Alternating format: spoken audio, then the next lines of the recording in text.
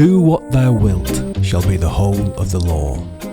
So said the man who is the subject of this episode of the Bureau of Lost Culture. I'm Stephen Coates. The artwork for the Beatles' Sgt. Pepper's album is a montage of various figures who we like, as the band said. One in on the top left-hand corner of the back row is a grumpy-looking bald man. A man who has influenced many other musicians, including David Bowie, Led Zeppelin, Red Hot Chili Peppers and Ozzy Osbourne. A man whose life and work, since its renaissance in the countercultural years of the 60s, has continued to fascinate, influence, obsess, inspire and repel many. The so-called wickedest man in the world, Aleister Crowley. But before we dig into Crowley's life, I'd like to invite you to join us at the Bureau of Lost Culture, bureauoflostculture.com. Come along for the ride. Sign up for our newsletter and treats. Write to us. Tell us who you'd like to hear about on the show. Support our wild endeavours. Crowley, the great beast, was an English occultist, a ceremonial magician, poet, painter, novelist and mountaineer. He founded the religion of Thelema, identifying himself as the prophet entrusted with guiding humanity into the Aeon of Horus. Born to a wealthy family in Leamington Spa in England, he rejected his parents' fundamentalist Christian faith to pursue an interest in esotericism. In 1898 he joined the Hermetic Order of the Golden Dawn, where he was trained in ceremonial magic, then went mountaineering in Mexico before studying Hindu and Buddhist practices in India. In 1904, Crowley claimed to have been contacted by a supernatural entity who had dictated to him the Book of the Law, a sacred text that served as the basis for his religion of Thelema. The book declared that its followers should do what they wilt and seek to align themselves with their true will through the practice of Magick with a K. In 1912, he was initiated into another esoteric order, the German-based Order Tempi Orientis, OTO. Some claim he was recruited into the British Intelligence Agency and that he remained a spy throughout his life. In 1920, he established the Abbey of Thelema, a religious commune in Sicily where he lived with various followers. But his libertine lifestyle led to denunciations in the British press, and the Italian government evicted him. Over the next 2 decades or so, he spent his time in France, Germany and England, in London, and continued to promote Thelema until his death. He gained widespread notoriety during his lifetime, being a recreational drug user, a self-confessed drug fiend. Bisexual, transgressive, he has remained a very influential figure. Some people consider him still to be a prophet. He's the subject of various biographies and studies, but a new book, City of the Beast, published by Strange Attractive Press, takes us with Crowley on an occult tour of London, to visit the locations that he frequented and lived in. It reveals the man beneath the myth, the flaneur beneath the fiend, and provides a fascinating glimpse into a lost London. And the person who wrote it, Phil Baker, author of books on Dennis Wheatley, William Burroughs, occult artist Austin Osman Spare, Sax Rohmer, author of course, Fu Manchu books, is with me today. We're going to get into how the 1890s were the Victorian decade of counterculture, sex magic with a K, drinking ether, how Piccadilly was the capital both of the British Empire and British prostitution, the power of the orgasm, the sex diarist Walter, John Dee, Edward Kelly, snails, sex, drugs and Wagner. Hello, Phil. Hello there. I said to you just before, off air as it were, this is an epic work. If you love London, it's a great London book. If you're interested at all in Crowley and the occult, it's a great Crowley book. Just for listeners, there's 95 chapters. 93. 93 chapters. 93 chapters. Each chapter is a place in London, not all central London, some Croydon and some outlying areas. And each has got an anecdote or a little essay by you about Crowley and his association with that place. It's a City of the Beast presents an enthralling psychogeography of a London that is irrevocably lost. Piccadilly Circus was once deemed to be the absolute centre of the British Empire, and its immediately surrounding streets with their grand hotels, restaurants, cigar shops, gunsmiths and prostitutes were the favourite stamping ground of the tweed knickerbocker-clad occultist Aleister Crowley. That's Robert Irwin's quote about this, and we're just around the corner from there. Maybe that could be our first place, Piccadilly, but let's start. For anybody who doesn't know Crowley, who was he? What was he?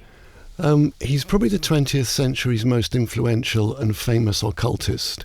He's been very, very big in popular culture. For example, he's on the cover of the Beatles' Sgt. Pepper LP, as in part of that Peter Blake collage, People We Like. And he's Jimmy Page of Led Zeppelin is a great Crowley enthusiast. There's a track about him by Black Sabbath. He's been big, big, big in popular culture. After being quite unfashionable by the end of his lifetime. Someone rather unkindly says he'd gone from being the great beast to the great joke to the great bore. He came back in the 60s in a big way. Yeah. He died in 1947. Okay. Yeah, that one of the interests, in a way, in terms of this show, of course, was that in the counterculture, the kind of classic counterculture era, 60s, he had this kind of renaissance, didn't he? Which Absolutely. is what you're saying on the Beatles cover. Yeah. And he came back, and so, and why was that? He was very, very libertarian and very, very transgressive. So he seemed to go with an ethos of sex and drugs and rock and roll, really. Or in his case, I think sex and drugs and Wagner would have been about the ticket for him. But he was the great transgressor, and that's really been his role. He was as the popular press, they pilloried him in the 1920s and 30s. He was the wickedest man in the world. Right, which, considering the other people that hung around in the 30s, like Stalin and Hitler's on his way up, he was relatively harmless. I think it was pretty. That was a pretty strong epithet. Wasn't it? Love is the law under will, and of course, do what thou wilt. Do what thou wilt shall be the whole of the law.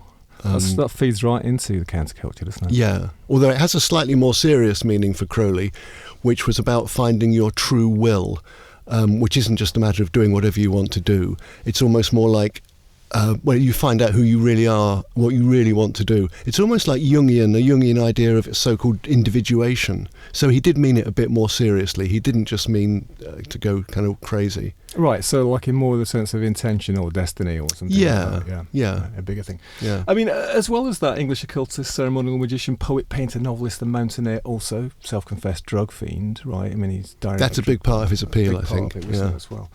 But lots has been said about him, right? And lots has been written about him. But this book is quite different, partly because of the reasons I said earlier, in the sense that it's a gazetteer of London as well. Not quite a walking guide, but it could be. But also, you have got an insight into Crowley which most people haven't, and I don't want to kind of blow you up here if you don't want me to, but there's not that many people alive know more about him than you do because you've been editing his diaries. I've been helping to edit his diaries. Right. I only have a little bit of input into the diaries, but I help. Yeah, I have been helping really with some of the London material, and it's access to the diaries that makes the book what it is. It's a much more intimate picture of Crowley than you would get in books which are primarily about his significance as an occultist. This is Crowley. It's about women and food in London, really. Was there anything in the diaries that you found out that surprised you, shocked you more than you already knew?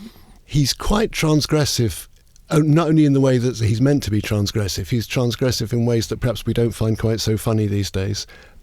People have to discover those for themselves, but some of them are really not very funny at all. But no, broadly, he's no worse than I expected, morally. Yeah, well, you already knew. Although I had quite a low. You'd have to get quite anyway. Deep to get more transgressive. Yeah. And just to put it in a bit of context, obviously, in the intro I mentioned your previous works, and particularly, Austin Spare. And I remember when your biography of Spare came out.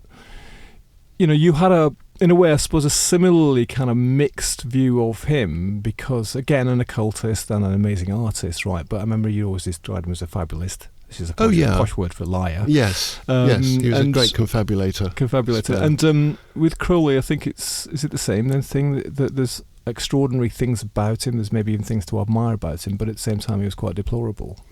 Yeah, I suppose he was deplorable ethic. He did mean well. He actually did have a vision of freedom and excellence, although it's very much a social Darwinist vision. It is about trampling the weak and a kind of excellence of a rather the sort that's become associated with fascism, I suppose. Although he certainly wasn't a fascist, because he was too libertarian. He wasn't that collective. He could never be as collective. Fascism would be much too collective for him. He was a great individualist.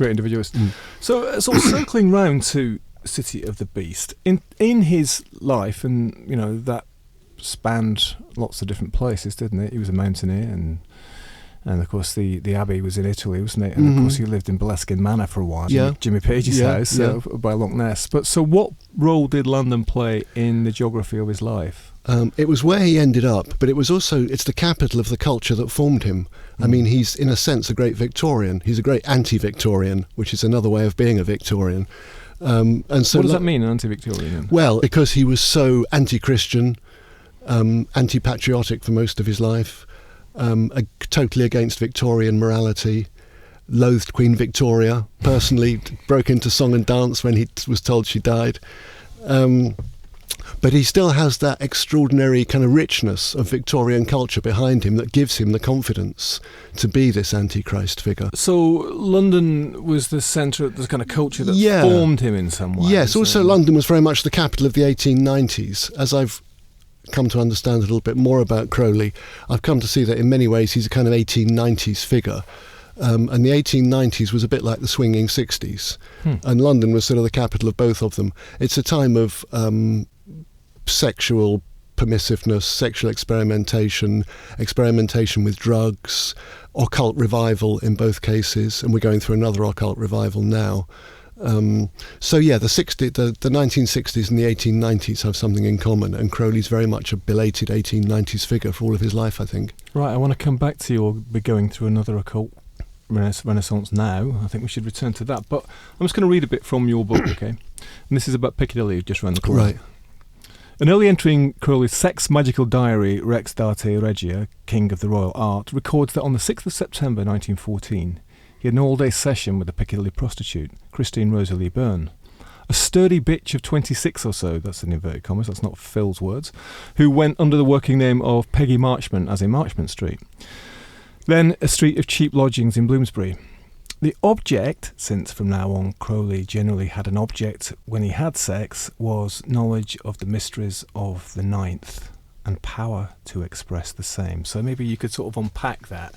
That's our Piccadilly story to start with. Crowley's great innovation that he actually got from certain people in Germany was so-called sex magic, which very much followed on after ceremonial magic. And then after that, in the history of magic, I suppose we had this thing called chaos magic. But sex magic was the central secret of the Order of the Temple of the Orient. And this was Crowley's, as he calls it, his principal engine for magical workings, which is that whenever he had sex, he believed there was a magical potential in this if you could focus your will and consecrate each kind of orgasm to a particular object in your mind. Object meaning a sort of goal. Yes, a goal. Some of the examples might seem a bit banal or ludicrous, but in one case he's wanking himself off, but the aim is he's in America, and the aim is $20,000. It's about what people now would call manifesting, actually. Or you could be having sex and you could be thinking money, in the hope that you would, or in his case, in the confidence that you might then win the lottery or come into an inheritance or a windfall. So every sexual act for him was an act of magic. And it was about this idea that you could tamper with the workings of the universe through the power of orgasm, I suppose, and sexualized concentration. A knowledge of the mysteries of the ninth, in this case. The ninth, it's typically dressed up, everything's dressed up by Crowley in Masonic language. So there's lots of stuff about degrees. And so there was the 8th degree, which is just kind of autoerotic, as we would say politely. The 9th degree, which is normal sexual intercourse, and the 11th degree, which was anal intercourse, sodomy. It makes it sound a lot grander than that. It is very, very dressed up in Masonic language, because he mostly used prostitutes. Right. You say here, the whole procedure, once explained to me in more simple terms, have a fuck and make a wish. Yes, as a man once said. I'm not a man I entirely liked. But he's, in fact, the weird thing is he's wrong, because it should actually be make a wish and have a fuck. So he's got that crucially wrong. So that's the way around it. It should really be. You consecrate the kind of the intention first. Yeah. You mentioned then prostitutes, and it is peppered, if that's the right word, with prostitutes in here, isn't it, in interactions with them, particularly around here. So maybe just talk a bit more about Piccadilly in this area as well. Yeah, well, Piccadilly, of course, was not only the capital of the British Empire, or seemed to be, the absolutely iconic sort of focus, but it was also totally associated for many years with prostitution. And that the two things are so synonymous in Crowley's mind that when he often takes the high moral ground. So he complains, for example, about Puritans who see sex in everything, because he's talking as if he doesn't. So he says these people, they're so obsessed that when they look at the Mona Lisa, all they can see is Piccadilly. So the sense of Piccadilly being a site of prostitution is just totally taken for granted in that statement. You see the Mona Lisa, you think Piccadilly. And Piccadilly was pretty much his lifelong stamping ground, not just the circus, but the whole long road. And it was so much associated for much of the 20th century with prostitution. And that was where he found a lot of his prostitutes. Where was he living then in that time? He went through an enormous number of short-term addresses. It's quite surprising how many he did go through, mainly because he had a lot of trouble paying the rent. So he was often kicked out, and he lived very light. He didn't have many possessions, as you'd have, you wouldn't be able to. So he lived in furnished rooms and things. He was at one stage, his sort of brush with bedsit land. He was living in an awful place now demolished in Paddington called Manor Place. For quite a while, when he was doing better towards the end of his life, he lived in Jermyn Street, above Paxton and Whitfield Cheese Shop, kind of at the back, which is very, very convenient for Piccadilly. Right. And yeah, he lived briefly in Soho even. He was in Edwards Street, which is now disappeared, renamed, but it's very, very close to here. It's the end of Broadwick Street, and it's now just Broadwick Street. Well, worth saying, of course, he wasn't from London, and of course also he wasn't originally so strapped for cash, was he? In fact, he came from quite a wealthy background. He did. He came from there was a brewing fortune behind him, but he burned through his money quite early on, travelling mostly, and very, very high living. And so certainly by the First World War, if not earlier, his money was really gone. So the sex magic wasn't working that well then? Not for raising money, no. Because if you talk to magicians now, they often have quite realistic intentions about why they would consecrate a kind of sexual act to magic. And it's more to do with things that are within your kind of sphere of psychic influence. You might want inspiration, or you might want health, or you might want motivation, kind of a way of reprogramming yourself. And he does that as well, and that all seems fairly reasonable. But he also has totally, as it were, occult expectations from it to bring on the Second World War. He had a lot of sex with a woman called Maisie in Pimlico, and quite a lot of the sex with her was devoted to bringing on World War II. And often for money as well, and there's not much sign of money materialising usually. Well, World War II did materialise. That did, but I don't think we can hold him entirely responsible for that. Did he claim responsibility for it? No, can't remember. He might have done. I can't remember. He did certainly think that the publication of one of his books caused wars. He related its republications to successive wars. First World War, I can't remember, the Balkan War, the Russo-Japanese War, and then the Second World War on the horizon. So. Yeah, but I mean, he was not a modest man, was he? No, so he wasn't. It wouldn't be surprising if he did claim that. Yeah. No. I mean, sticking with Soho, this is chapter 80, and you say, the writer Maurice Richardson met Crowley one French pub, right, in Dean Street, then often known by its older name of the York Minster. The York Minster. Or Burlemont's. Burlemont's, because of the landlord. Crowley was dressed, says Richardson, in a tailcoat and striped grey sponge-bag trousers, like a duke in a musical comedy, and he smelled of ether, like an old-fashioned operating theatre. He told Richardson this was because he had started the day by drinking half a pint of ether. He had certainly used ether extensively when younger, but he was probably pulling Richardson's leg.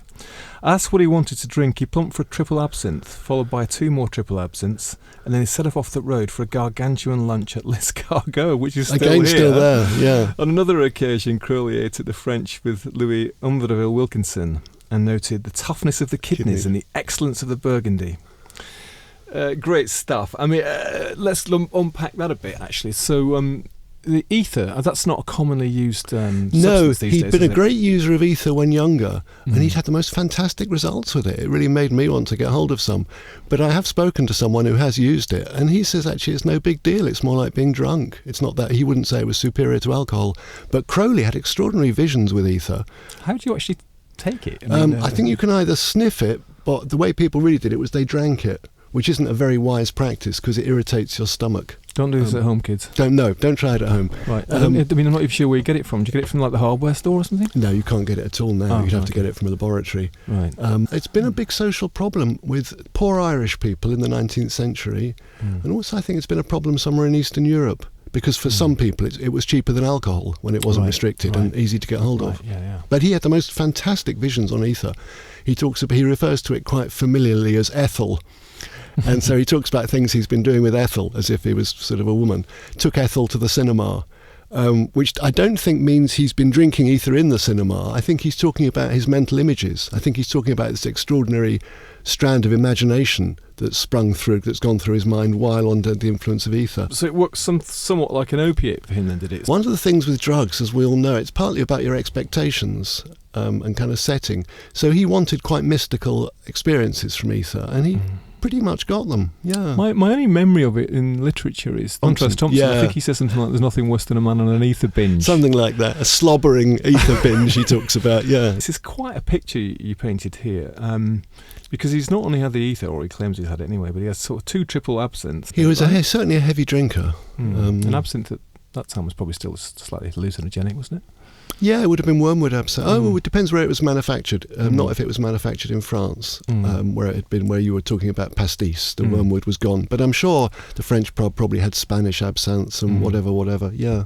So you knocked it off with some Burgundy as well, and then went up the road to L'escargot, the store around the corner, still open. I don't know. That was pretty much his favourite restaurant for English restaurants. He was very, very keen as well on Chinese food and curry, which was quite unusual in his day. Right. Curry was not a big thing in Britain then. Have they got a plaque up in L'escargot?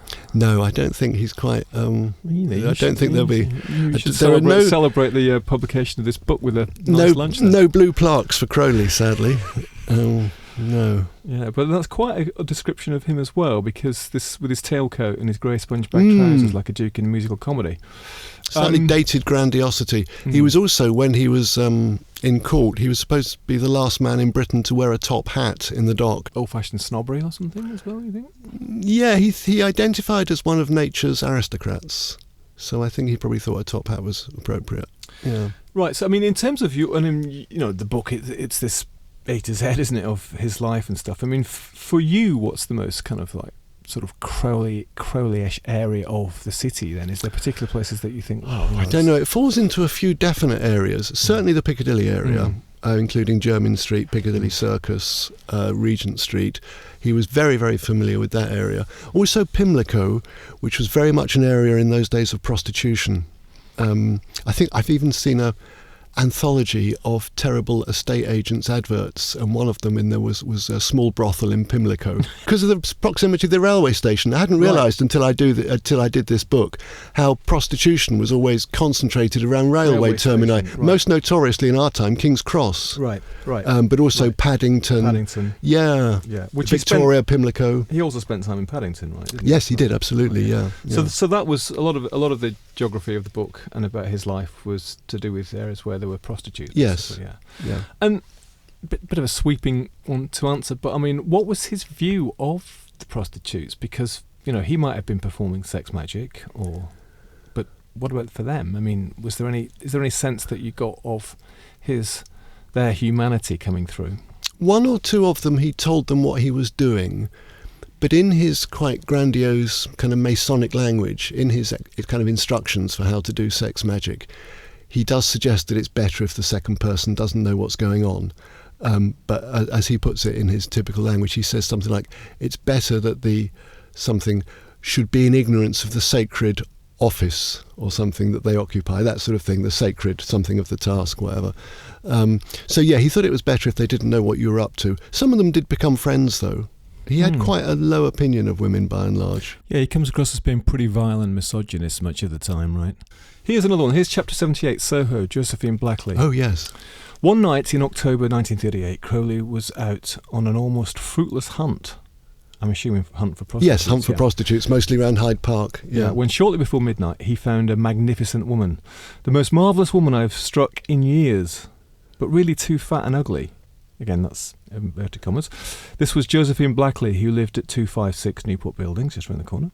Where Soho Fire Station is now. Okay. Because the whole thing was taken out by a huge bomb, as you'll... Yeah. As I find out, right, yeah. Densely occupied with a large proportion of Italians, of course, yeah. Almost at the junction of Charing Cross Road and Shaftesbury Avenue. He returned to her from time to time.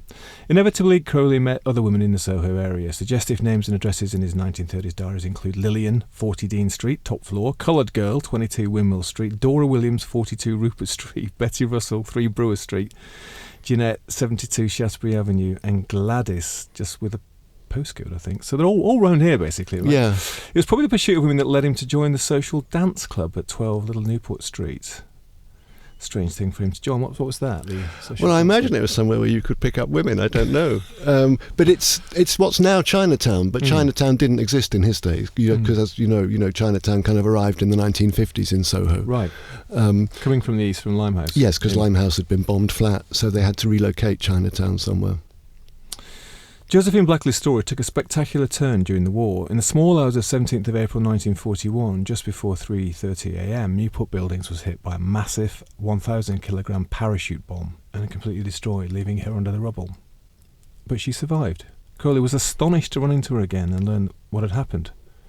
Joe Blackley disinterred after 2 hours under Newport Buildings, now at 8 Marshall Street. So there's a sort of slightly kind of weirdly obsessive sort of with the notations of the address, is it, or is this just well, I just for suppose him it's also practical. It's practical tonight. They're potential people to return to, I think. Okay. Yeah.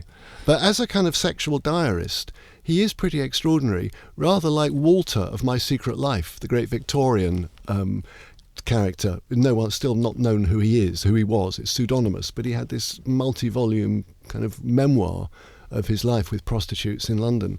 And Crowley's a bit like a sort of latter-day Walter between the wars. Right, Walter's the anonymous author of this very, very strange book, My Secret Life, this kind of epic list of over 1,000 women that the diarist, Walter, who obviously somebody who's quite wealthy, claimed to have slept with, working class women and prostitutes.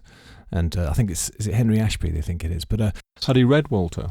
No, probably not. No, right. Walter's pretty obscure. I don't know when it was first published, but it was. He probably hadn't read Walter.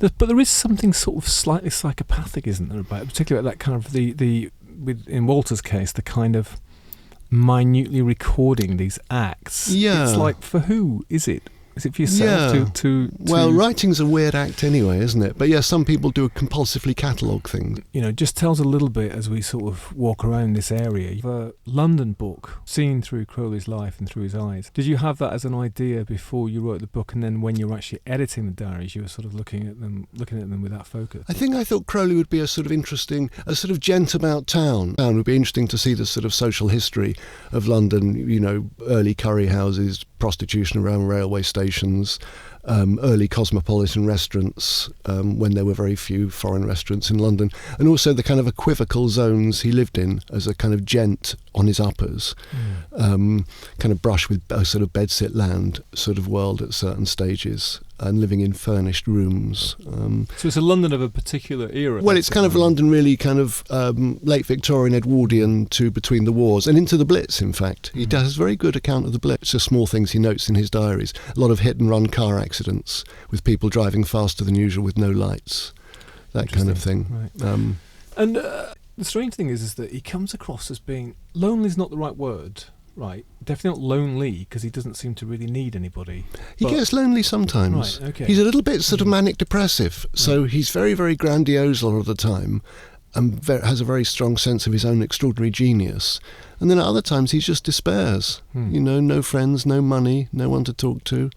He does have little patches like that in his diaries. Because he'd been at times very influential, hadn't he? And you know, in terms of his effect on other people. Yeah. Yeah. And then that seemed to come and go, didn't it? So yeah. He wasn't hanging out with such distinguished people as he had, because in the late Victorian Edwardian period, the people he was with were quite high calibre people he'd known through the Order of the Golden Dawn, for example. And then by the end of his life, his friends are pretty motley. There's a couple of women who are heroin addicts. There's a disciple that Crowley himself finds very boring. There's Gerald Hamilton, sort of frightful camp con man, who is in Christopher Isherwood's novel Mr. Norris Changes Trains. So they're a bit of a motley crew, his friends, by the end. They are, yeah. Maybe you could talk a little bit about the earlier period too, in London with the Golden Dawn and stuff. I mean, for people who don't know what that is, or what was it, and what was his role in it then? It was the most influential magical society there's probably ever been. It was the high point of the 19th century magical revival. Had members like W.B. Yeats, the poet, who was very high up in it. And it finally came to a feud between him and Crowley, the so-called Battle of Blythe Road. The actress Florence Farr was a member, because although it had quite a Masonic organisation, it admitted women on equal terms. All manner of people were in it, and they were high calibre. Alan Bennett, who later went on to become a very important not the playwright, went on to become a very important early British Buddhist. They were serious players in the Golden Dawn. But it came to an end around 1900. The Golden Dawn had its vault, a very important part of the Golden Dawn thing, above a builder's office on Blythe Road, which is now a cafe, George's Cafe, that I've been in, as you can imagine. No plaque? No plaque again, no. There should be a sort of a cult version of the blue plaque. Yeah, but yes, that was the big showdown between Crowley and Yeats. Right. Crowley engaged a bouncer from a pub in Leicester Square, but the man got lost looking for Hammersmith, so he couldn't help, and Yeats turned up with a boxer. And the locks were changed, the landlord was called in, there was a bit of argy-bargy going both ways, and finally the Crowley side was agreed to have lost. Right. And so the kind of Golden Dawn, the official Golden Dawn thing, stayed with the Yeats faction. Crowley had not been a boxer, but he was quite handy, wasn't he, at one point? He was certainly quite strong. He was certainly quite athletic. He was a great mountain climber. He fought off muggers with a revolver. He didn't, when young, stand any nonsense. I don't know how many. I can't remember if he shot one or two, but he shot someone in self-defense or just. Yes, I think he was attacked in the street by muggers. Yeah, right, okay. And I suppose the other thing about the occult London and that time, because Theosophy's coming, isn't it? Theosophy was a big thing for the Victorians. Blavatsky, you've got the spiritualists. Spiritualism, yes. Occultism was was a major part of the Victorian mindset. Yeah, and that also flowered after the First World War. Yes, with the bereavement in particular, spiritualism. The bereavement drove people to spiritualism. Yeah. And what is quite interesting in certain parts of London is that there are sort of remnants of that time, aren't there? I mean, there's Atlantis around the corner here. Yeah. There's Gower Street, there's Treadwell. Yes. There's Watkins in Cecil Court as well, the bookshop that Crowley knew very well. Right, and then around the British Museum, and then you've got things like Conway Hall and the Swedenborg Society. And there's a very, very flourishing College of Psychic Studies down in Kensington. Really quite an impressive building, I was surprised, and still going strong. And you mentioned earlier, which is probably time to just kind of underline that, is that we're going through an occult renaissance now, are we? But I didn't realise that. Yeah, I think we are. The enormous popularity of the Harry Potter books. Right, okay. The popularity of witchcraft, particularly in American popular culture. Being a witch is part of the kind of identity you can adopt, like being a gangster if you're an inner city boy. Yeah, we are going through a sort of, I don't know how long it will last, but at the moment we are in an occult revival. Harry Potter isn't quite as alarming as the Aleister Crowley era. No, it isn't. I'm going to read a little bit here. This is actually going west. This is over towards Paddington, actually, but in Cumberland Terrace. In July 1933, during a run of short-term addresses, Crowley met Pearl Brooksmith, 34-year-old widow of an older naval officer, Captain Eldred Stuart Brooksmith, who had died in 1931. She drank heavily, as Crowley noticed, and not long after their meeting he wrote an imaginary epitaph. Here lies a pearl of a woman who lived in open sin. One end collected semen, the other guzzled gin. That's not flattering, is it? Really. She lived at number 40 Cumberland Terrace, just near the western edge of Regent's Park. He called to see her on 9th of August, and before too long they began having sex. On the 15th he records Opus 1, IMD. You're going to explain that in a minute, Phil. And that it was A1. Can you translate that for us? A1 is a very favourite Crowley expression. He always refers to things being A1, and also he says, oh boy, when he gets excited about things, oh boy. Really good curry, oh boy. But IMD is in Manu Domini, which is in the hand of the mistress. So we're talking about a magical hand job. Right, okay, got it. Okay, yeah, right. IMD. Next day, Opus 2 took place. They had sex again. Okay, right, okay, yeah. And on the 19th, he moved in with her. He moved quite quickly, didn't he? Yeah. Well, he probably didn't have anywhere else to live. Further works were consecrated to success, lust, and love, and it was business in usual with Opus 7. Sell magic to Selfridges at a good price. Yeah.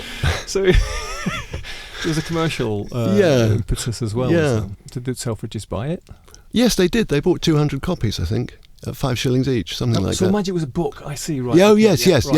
Okay. Magic with a K on the end is his great work. Right, Magic in Theory and Practice, as it's now often known. Pearl was an intense sexual partner, and their bouts included shouting and screaming and clairvoyance on both sides, whilst Crowley notes include marvellous lust. It was Pearl who produced the memorable line, "I feel the flame of fornication creeping up my body." Great line, isn't it? I feel the flame of fornication creeping up my body. Yeah. It is a great line. But that's quite a line. Screaming, shouting, and clairvoyance. Yeah. Well, that's within an understanding of sex magic that doesn't have to be too supernatural. It's about getting your mind onto another plane, as it were. Right. It's not about wanting to win the lottery. Right. But yes, clairvoyance. So they reached a trance state through sexual ecstasy, excitement.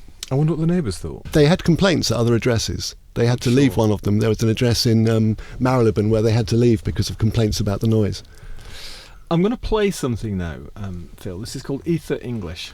I reign above ye, saith the God of justice, in power exalted above the firmament of wrath, in whose hands the sun is as a sword and the moon as a smooth thrust in fire, who measureth your garments in the midst of my vesture, and tufts you together in the palms of my hand, whose feet I garnished with the fire of gathering, and beautified your garments with admiration, to whom I made a law to govern the holy ones, and delivered ye a rod with the ark of knowledge. Moreover, you lifted up your voices and sware obedience and faith to him that liveth and triumpheth, whose beginning is not, nor end cannot be, which shineth as a flame in the midst of your palaces, and reigneth amongst you as the balance of righteousness and truth. Move therefore and show yourselves, open the mysteries of your creation, be friendly unto me, for I am the servant of the same your God, true worshipper of the... What was that? That's Crowley's recordings of the calls from the great magical work by John Dee and his assistant Kelly. So that's Renaissance Elizabethan magic. Dee and Kelly looked into a so-called scrying stone, a kind of black mirror made of obsidian, and they saw angels, and they're able to receive angelic language from them. I think it's fairly obvious that it was Kelly doing it as a kind of fraud that he's worked on poor old Dee, who was quite gullible about these things. But it's the subject of quite a large and impressive book, 17th century book by, I think, Merrick Casaubon, A True and Faithful Relation of What Passed Between John Dee and Certain Spirits, I think it's called. And that kit is in the British Museum, isn't it? Yes, the scrying stone, like a mirror, and a crystal ball, yes. So Crowley's connection with Dee was, I mean, in this invocation that he's doing there, why was he doing this? Because he was very interested in Enochian, which he used himself. Enochian is the apparent language of the angels, which Kelly claimed to receive. And people have looked into it. Crowley says it has a proper syntax and a proper sort of grammar. I'm not sure how true that is. But Crowley very much identified with Kelly. He believed he was a reincarnation of Sir Edward Kelly. Kelly was one of his heroes. Kelly rather than Dee. I think Dee was too nice. Kelly was more of a trickster. So Crowley identified more with Kelly. And Kelly was the one who actually received the Enochian, if we believe he did. He recorded a reading of it in English, as it were the translation, and then more impressive still, he records himself doing it in Enochian. These are the first two invocations calling forth the tablet of spirit in the system of Dr. Dee and Sir Edward Kelly. See Equinox, Volume 1, Number 7 and Number 8. Oh, so very Shaji go yard balata, Elenusaha Telazod, Sobrazo do Ray, Eton was a Gatisad, Giras Tarnel Pireti, Das Though Wilt Khan of the Haraz of the Nazod, Old Sumimahe Tan of the Lohas of the End, Sobata Hio, Ginona Paper Regioladi, Gospel Redes, Obulehe, Giaresam, after them, Ohorela Kaba Pire. The thing that struck me is that, like, how sort of lightweight his voice is. I mean, he's known as the Great Beast. And maybe it's just that I've seen a few too many horror films, but you'd expect him to be sort of down here. Yes, no, he's not. And he's quite camp in a way. Yes, he is. It is a surprisingly high voice. Right. Perhaps perhaps it's partly the medium that the bass is lost a bit, but he did have, people remembered he had a high voice, a highish voice. Let's talk about the recordings, because I remember you were telling me before, is that those recordings were recorded just around the corner from here, right? Yes, as far as we know, they're recorded at Levy's Sound Studio, which was on New Bond Street. The phone number was Mayfair 8521. He'd a little bit earlier, he tried to get them recorded at the Star Sound Studios. That was Cavendish Square. So this is very much his kind of West End stamping ground. Star Sound Studios, 17 Cavendish Square, where he recorded The Hymn to Pan. But when he went in the following Monday to get his recordings, they wouldn't let him have it back, either because there was trouble about payment, or maybe because they understood enough to think it was obscene. So they wouldn't let him, he couldn't do business with them. So he went to Levy's Sound Studio, New Bond Street, and the recordings do survive. And there are some other recordings from earlier as well. He did quite a few recordings in his lifetime. Yeah, Levy's was a quite well-known recording studio. I mean, all sorts of people recorded there later. Paul Simon, I think even The Clash in the same site anyway. There's also some recordings that we heard which I believe were recorded in HMV on Oxford Street in one of those kind of record your own voice machines, which we're very fond of here. You know, you basically put a shilling in a slot and there was an automatic recording thing, and then you do it, and then a disc would pop out at the end. Yeah, figures in Brighton Rock with Graham Greene, doesn't it? That kind of recording. Exactly. So his life in London came to an end because he didn't actually finish his life here, did he went into a kind of final decline down in Hastings, but the best of his days were probably in London. And what did he think himself about the city? Did he talk about it as a thing? Yes, quite a bit. He loathed it, or he's always said he did, although obviously it was a great place for restaurants, women. But no, he always professed to loathe London because he hated the common people. He hated mass culture. Rather in the way that there's this very elitist strain within modernism. T.S. Eliot talking about the great crowd of dead people going across the bridge and that kind of thing. So Crowley hated proletarians, and he hated kind of ordinary working, commuting, wage slaves, whatever you want to call them, because his thing was very much a response against the age of the common man. It was a very defiantly elitist sort of creed. Right, so whereas London provided his playground and the context for his magical sex experiments, plus excellent food, admirable, magnificent, A1, excellent are amongst the adjectives Crowley lavishes on this classic French restaurant in Soho, where he often went with us in the late 30s. And the picturesque figure of a man riding a snail outside shows the original owner, Monsieur Gaudin, who farmed his own snails in the basement. I didn't know that. Yeah, that's a great little London fact, isn't it? Food was very important to Crowley, especially as he grew older. Back in 1906, he'd assured Gerard Kelly, "They live on all brandy, caviar and truffles in hell."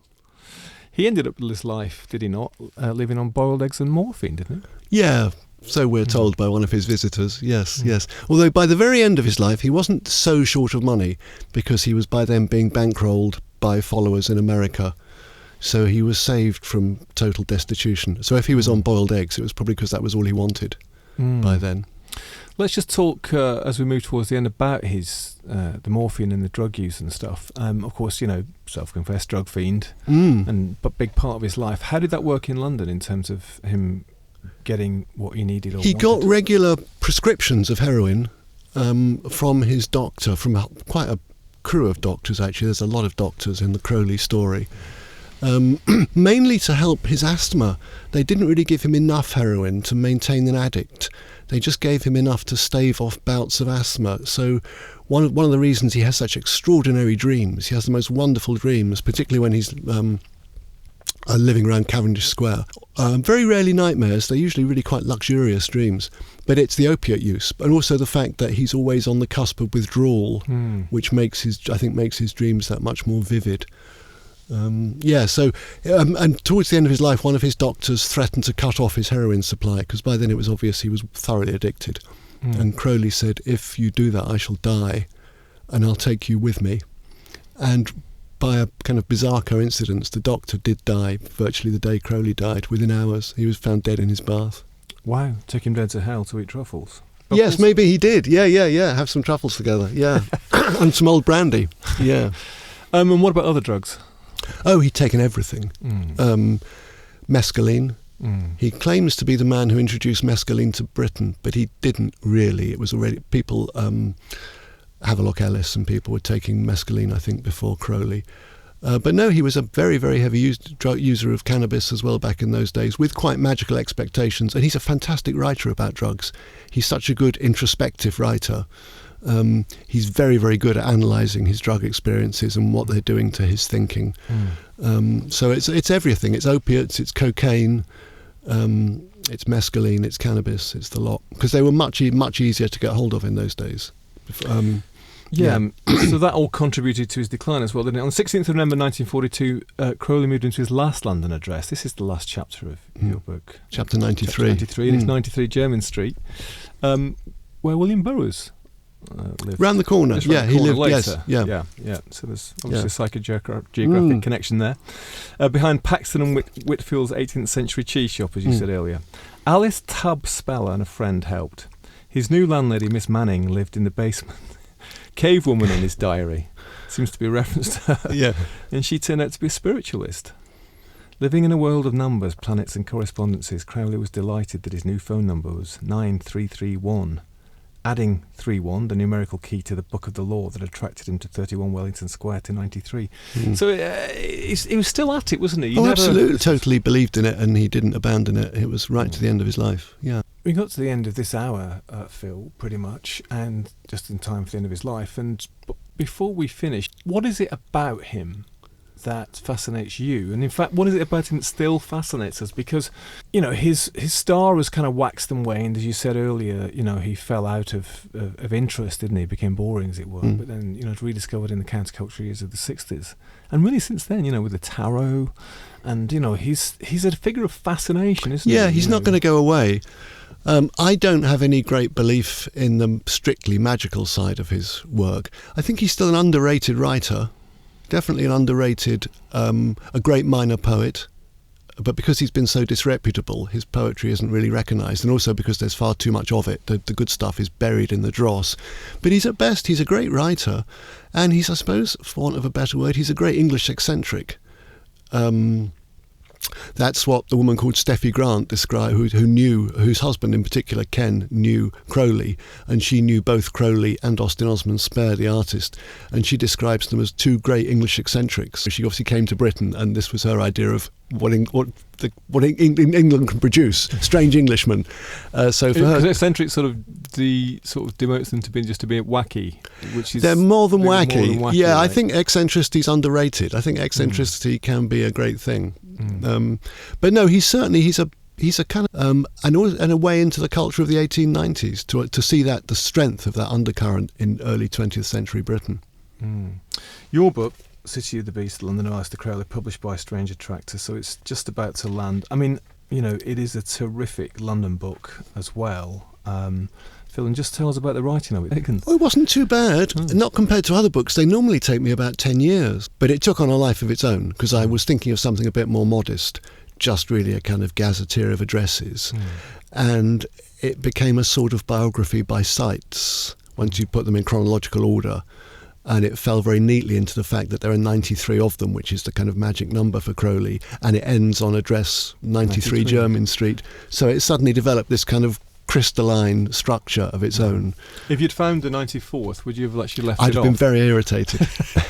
I think I'd have suppressed that one, yeah. Very good. But also, a lockdown was a great time for solitary walking around London in deserted streets. So I did quite a bit of walking when I was doing this book. So, Phil, you've been helping with the editing of Crowley's diary. Yes, they're being edited finally in a scholarly edition, because they're in terrible transcripts with bits missing and words obviously wrong. Man in America called William Breeze, who is the great Crowley scholar, also head of the Order of the Temple of the Orient, is editing them, and I've been able to help with this a little bit on the London side. He was an extensive diarist, was it? Tremendously extensive. There's a couple of volumes missing, but his diaries are an extraordinary resource. They're really worth reading. Right. Yeah. Now, you must have come across some things that haven't been out before about him. The extent of prostitute use, I think, and just the texture of his daily life in London, the real texture of a man walking the streets, looking for women in Hyde Park, having trouble with his cheap day return at South Kensington Station. You get the whole texture of a life, and the pleasure that he gets sometimes. These almost manic kind of exaltation. He'll say, a London bus going by sounds like an angel choir. You know, when he's in a good mood, when the mood's is upon him. And so, has helping edit them changed your opinion of him? I've got a much more human sense of him as a living man, yes. And yeah, because I think we'll agree that he definitely wasn't the wickedest man in the world. He wasn't as harmful as genuinely wicked people. He did some bad stuff, though, didn't he? He did do some quite bad stuff, and he had a quite bad effect on some of his followers. There's one particular sad character in the book called Norman Mudd. I've detailed where he lived and his final suicide. What about his time in China, wasn't he? I mean, he was pretty bad to his wife, wasn't he? Had quite a rocky relationship with all his women. There's domestic violence on both sides. He did hit his partners and one of them stabbed him and nearly killed him. So life with Crowley wasn't easy. What about his kids? Some of them grew up to disown him and kind of escape. Some died young, and there is a son who's the main Crowley child who was more or less mad. He did identify very much as Crowley's son, but he was crazy. I don't think there are any happy children. Some of them died young from neglect and abuse, really, I think. Neglect and abuse by him? Or? The lifestyle, probably, the parents on drugs. Was he loved by anybody? I mean, you know, in your sort of survey of his London life, I mean, there's always prostitutes and there was various women that he had sort of intense sexual relationships with, but was he genuinely loved? People did love him. It's just a pity he couldn't love them back. Because if he'd stayed with any one of numerous women, his life would have been a lot better. Pearl Brooksmith loved him. He left her for someone else and she drank herself to death in the end. That's pretty much par for the course with nearly all of them. He could never settle down with anyone. So, of course, he ended up addicted to heroin on his own in Hastings. But then again, the mother of one of his children did come and sit with him in his final hours, even at the very end. That was Pat Doherty. People did love him, but he just didn't quite love them back. He was certainly capable of intense romantic love, but a kind of calmer, caring sort of love. When one of his partners burned her arm, he was having sex with a prostitute to try and magically heal her arm. Don't know how much she would have appreciated that. I don't think that counts as taking care of your partner. Even though he put their mingled fluids on the arm of her dressing gown, maybe that doesn't really count. No, I don't think. Okay. No, I mean, call me old-fashioned. But you could say this. He had a strange way of showing it. Yes, he did. I think he did. Yeah. So his following has grown. I mean, he would be quite pleased to know that now. It's still alive, his following, and it is growing. I think there's a surprising number of people interested in Crowley in places like Eastern Europe. But he's certainly taken as a religious figure, probably fair to say, more seriously in America than Britain. So he has achieved a kind of prophet status that he wanted. Phil, thanks very much for coming to the Bureau of Lost Gold. Thank you, it's a pleasure. Thanks to Phil. His book, City of the Beast, Aleister Crowley's London, published by Strange Attack Press, is a terrific read, I think. If you're interested in Crowley, of course, but I mean, it's a great London book. It reveals amazing stuff in detail about the city in a particular era. As Phil mentioned, the OTO is still going. It's an international religious organisation. It says about itself, its membership is based on an initiatory system with a series of degree ceremonies that use ritual drama to establish bonds and impart spiritual and philosophical teachings. It's dedicated to the high purpose of securing the liberty of the individual and his or her advancement in light, wisdom, understanding, knowledge and power. This is accomplished through beauty, courage and wit, on the foundation of universal brotherhood. Its message of revolution in human thought, culture and religion is based upon a single supreme injunction, the law of Thelema, do what thou wilt. This law is not to be interpreted as a license to indulge one's every passing whim, but rather as a mandate to discover and accomplish one's true will, leaving others to do the same in their own unique ways. Every man and every woman is a star. I think I agree with that. And love is the law, love under will. I think I probably agree with that too. I'll put a link to OTO in the show notes if you're interested, and of course to Phil's book. Thanks very much for spending some of your precious time here with us at the Bureau. Come and join us. We'd like to get to know you better. bureauoflostculture.com. Get our newsletter, write to us, support us in any way that you can. We'll be back next time with more esoteric tales from the other side, from the upside down, from the underground, oral testimonies, secret histories of the counterculture and beyond. I was Stephen Coates. This episode of the Bureau of Lost Culture was sponsored by the artist known as The Real Tuesday Weld, www.tuesdayweld.com. This is their track, The Return of the Flea, from an upcoming album called Junk Shop Lullabies.